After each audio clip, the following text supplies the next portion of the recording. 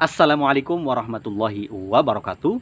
Sahib-sahib mimbar tub dimanapun anda berada, semoga dalam keadaan sehat walafiat dan terus dalam lindungan Allah subhanahu wa ta'ala. Hari ini hari Sabtu tanggal 5 Agustus 2023 ya, menjelang sebentar lagi ya, hari-hari menuju tanggal 10 Agustus 2023, di mana akan ada aksi yang cukup besar ya, mengepung Jakarta ya.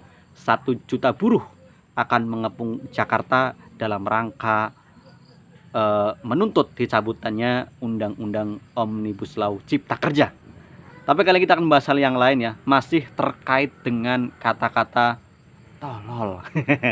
Kali ini dari politikus senior Malem Sambat Kaban atau Pak MS Kaban, Wakil Ketua Majelis Syuro Partai Umat ya. Politikus senior, mantan Ketua Umum Partai Bulan Bintang, yang juga mantan Menteri Kehutanan pada Kabinet Indonesia Bersatu Jilid pertama ya, tahun 2004 sampai 2009, di masa pemerintahan SBY yang pertama beliau menjadi Menteri Kehutanan ya. MS Kaban ini juga merupakan Ketua Umum Partai Bulan Bintang yang kedua ya. Jadi Partai Bulan Bintang ini selama berdirinya ya, dari tahun 1998 sampai sekarang itu hanya punya 2 ketua umum. Yang pertama, ketua umumnya adalah Yusril Ihza Mahendra, kemudian digantikan oleh MS Kaban dari tahun 2005 sampai 2015, kemudian terpilih lagi Yusril Ihza Mahendra. Ya, artinya selama berdirinya tahun 98 sampai sekarang ya, kurang lebih 25 tahun, itu hanya punya 2 ketua umum, yakni Yusril Ihza Mahendra dan juga Pak Malem Sambat Kaban. Ya, di tahun 2019 ya, ketika PBB memutuskan mendukung Presiden Jokowi di Pilpres 2019, Malem Sambat Kaban memutuskan keluar dari PBB dan pada 2021 bergabung bersama Partai Umat yang dibesut oleh politikus senior juga ya, Bapak Reformasi Profesor Haji Muhammad Amin Rais.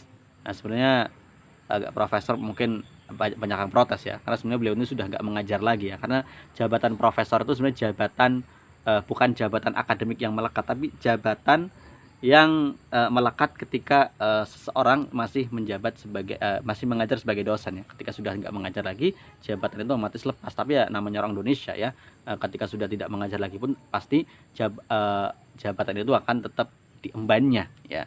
Terserah lah ya, mau disematkan atau tidak, tapi yang jelas beliau ini profesornya bukan profesor abal-abal ya, bukan profesor kehormatan, tapi memang mendapatkan gelar profesor itu ketika beliau masih mengajar di UGM ya, bukan profesor kehormatan sampai yang sekarang diobral oleh para ya kampus-kampus negeri ya, kepada para politisi dan juga kepala daerah ya. Setelah Megawati Soekarno Putri mendapatkan gelar profesor kehormatan dari Universitas Pertahanan, kali ini juga universitas-universitas yang lain itu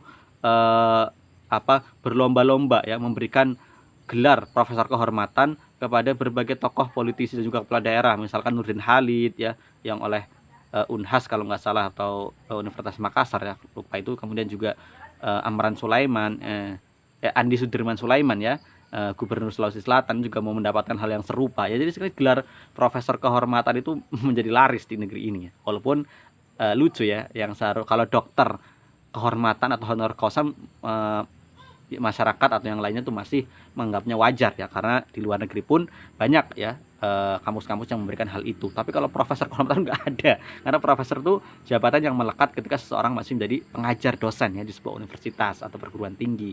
Jadi ketika dia bukan siapa-siapa, bukan dosen, bukan apa, mendapatkan gelar profesor kehormatan ya lucu ya. Ya yang mending jadi dosen tamu saja, yaitu pasti masih mending ya. Kali ini MS Kaban menyebut kata tolol ya, karena kontraktor dari kereta cepat Jakarta Bandung KCJB ya lupa membangun akses jalan ke stasiun ya. Kurang lebih ada 2 stasiun yang tidak punya akses jalan ya. Bayangkan coba ya, kalau kita misalkan ya, yang kemudian mau mencoba kereta cepat Jakarta Bandung, misalkan mau berhenti di stasiun yang dimaksud, ternyata belum punya jalan. Coba bayangkan ya, ketika keluar pintu jalannya masih tanah seperti ini ya, masih jalan berbatu. Ini gimana ceritanya? Ini yang kemudian diungkapkan oleh Wakil Menteri BUMN Kartika Wirjoatmojo ya, terkait kenapa PT Kereta Api belum memberikan izin operasi kepada KCCB ya, kalau nggak salah itu harusnya uji coba pertama kereta api cepat Jakarta Bandung itu di bulan Juli 2023. Sekarang sudah bulan Juli sudah lewat ya, sekarang sudah tanggal 5 Agustus 2023 ya, dan ternyata belum juga selesai. Dan ternyata memang progres pengerjaannya juga belum sampai 100% ya. Dari berbagai progres yang sedang berjalan itu rata-rata semuanya ya 98 97 sekian persen, artinya masih 3 sekian persen lagi, 2 sekian persen lagi ya, kurang lebih 3% lagi ya. Jadi masih ngaret sekali ya. Makanya proyek ini sampai mengatakan sampai 40 tahun pun belum tentu balik modal ya, karena memang dari awal sudah penuh dengan tipu-tipu ya. Mulai dari awalnya berjanji ya tidak akan memakai APBN, akhirnya ujung-ujungnya daripada mangkrak ya kita bantu dengan APBN ya, jebol juga ya. Yang terakhir juga kemudian akhirnya Cina meminta ya dengan ngotot bahwa jaminan utang kereta cepat Jakarta Bandung ini menggunakan APBN ya. Lihat kan seperti itu akhirnya ya. Ini yang kemudian membuat MSK Ban ini mengatakan apa bukan tolol namanya ya. Ini ya membangun sesuatu tapi lupa akses jalannya ya, sama seperti dulu ketika membangun Bandara Kertajati ya, itu kan tol Cisumdawu belum selesai ya, belum selesai dibuat ya, hingga kemudian akhirnya sampai akhirnya menutup Bandara Husein Sastranegara Bandung ya, agar semua penumpang dialihkan ke ya Bandara Kertajati ya. Sebenarnya kasihan juga ya masyarakat Bandung ini yang mau ke Bandung ini, yang seharusnya cukup ke Bandara Husein Sastranegara, harus ke Kertajati dulu ya, yang harus lewat tol dulu ya. Dan banyak sekali lah kerancuan ini ya, yang kemudian MSK Ban ini mengkritik dengan mengatakan apa bukan tolol namanya kalau seperti ini. Nanti kalau diingatkan malah ngamuk-ngamuk ya. Ya jadi itulah yang terjadi ya. Jadi aduh ya, gimana ceritanya ya, masa sih hal yang paling paling utama ya, paling jelas-jelas paling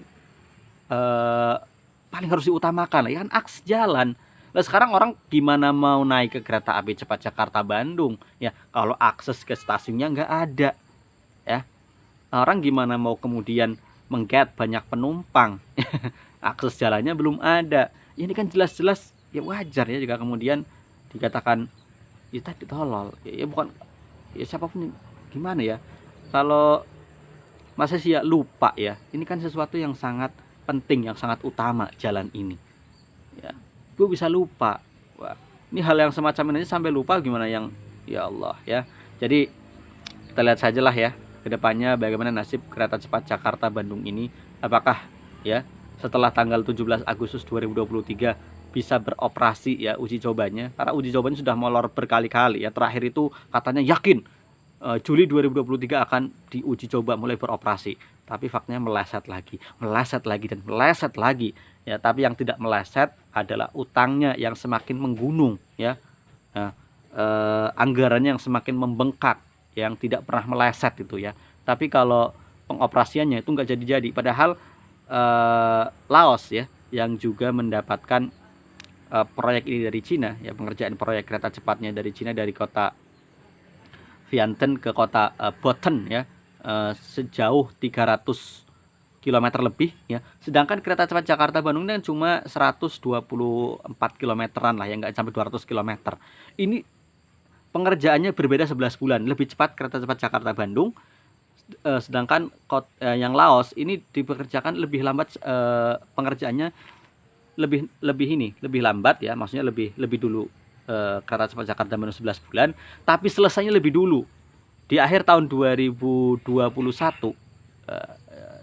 benar ya, 2021 atau 2022 ya, 2021 ya, itu di sana lebih cepat selesai dulu ya. Ya mungkin di sana mungkin ya tidak ada masalah pembebasan lahan dan lain sebagainya, mungkin yang membuat mereka juga cepat ya. Tapi yang jelas sepertinya Laos ini nggak neko-neko ya, nggak banyak drama-dramanya. Kalau di negeri sini kan ya drama-drama dari yang kemudian 111 ton besi kereta cepat hilang, dicuri. Ini mikirnya dicuri pakai mobil apa pakai komputer ya.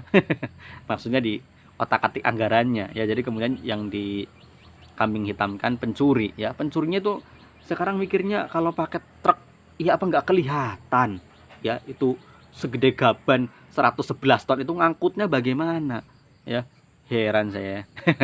Ya itu kan gila ya, 111 ton besi ya untuk proyek kereta cepat itu dicuri. Ini beneran dicuri diangkut apa masih ketika dalam bentuk angka-angka di komputer ya, di otak-atik datanya, di otak-atik angka laporannya, hingga kemudian ujung-ujungnya menyalahkan ada pencurian 111 ton besi proyek kereta cepat Jakarta Bandung ya, hingga kemudian molor dan molor ya, ujung-ujungnya ya APBN menjadi korban ya. Dan biasa ya, pembelaan istana itu biasalah ya, daripada mangkrak ya, biasa jurus dari Ali Mokhtar Ngabalin yang mengatakan daripada mangkrak ya APBN yang harus kemudian menopangnya. Gila memang ya. Ya wajar ya jika kemudian kemarin ya Rocky Gerung dengan kata-kata seperti ini ya. Ya yang jelas kritik itu ya dilawan dengan argumen balik ya, tidak kemudian dengan kekerasan, dengan kemudian membungkam ya. Ini bukti mereka sebenarnya sudah kalah argumen ya, sampai-sampai tidak puas ya dengan kemudian melaporkan Rocky Gerung dengan pidana, mereka mau melaporkan Rocky Gerung secara perdata ya, dengan kemudian meminta Rocky Gerung diam seumur hidup, artinya tidak melakukan kritik. Ini kan sebenarnya ujung-ujungnya tuh agar Rocky Gerung tuh diam ya, kemudian tidak mengkritik rezim Jokowi lagi ya, baik mau kritikannya dengan kata-kata kasar maupun dengan kata-kata halus. Ya jadi itulah ya, kita lihat apakah MS Kaban ya juga akan dipolisikan ya dengan undang-undang ITE, atau kemudian malah ya Menteri BUMN dan jajarannya malah malu sendiri ya, sudah bangun sudah mau jadi progresnya, ternyata akses jalannya belum disiapkan, belum ada. Ini kan aduh, malu bukan kepalang ya. Ya terima kasih pembahasan kita ya. Assalamualaikum warahmatullahi wabarakatuh.